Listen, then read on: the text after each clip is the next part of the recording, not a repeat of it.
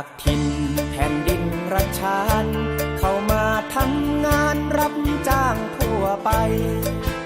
ลักลอบหลบหนีเข้ามาอาศัยวัดวาพักผ่อนนอนไปขอข้าวหลวงตากินก่อน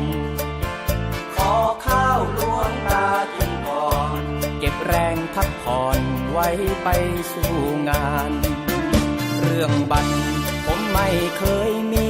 เพราะว่าผมนี้เพิ่งหนีเข้ามาอยู่บ้านก็โดนรังแกอนาจใจแท้ไทยใหญ่ทั้งเมืองขอวอนพี่ไทยเห็นใจผมบ้าง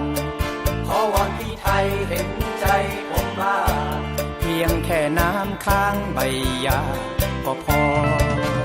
อาชีพเป็นกรรมกรผมขอวิงวอนนายจ้างคนไทยขอบคุณพี่คาราบาวที่บอกพวกเราไม่ต้องร้องไห้ขอให้เห็นใจไทยใหญ่ขอให้เห็นใจไทยใหญ่รัชฉานเมืองไทยลำบากจริงๆวันหน้าถ้าหากได้ดีแผ่นดินพื้นนี้จะอยู่ในใจ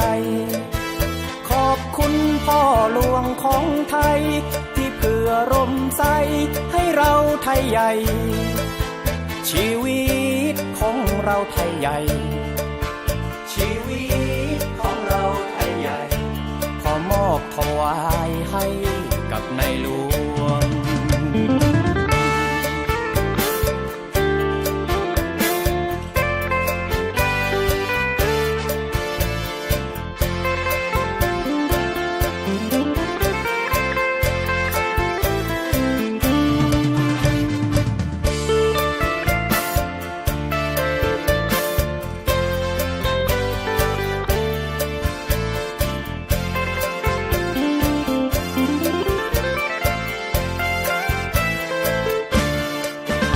จากถิ่นแผ่นดินรัชฉานเข้ามาทำงานรับจ้างทั่วไปลักลอบหลบหนีเข้ามาอาศัยวัดวาพักผ่อนนอนไปขอข้าวหลวงตากินก่อนขอข้าวหลวงตากินก่อนเก็บแรงพักผ่อนไว้ไปสู่งานวันหน้าถ้าหากได้ดีแผ่นดินพื้นนี้จะอยู่ในใจ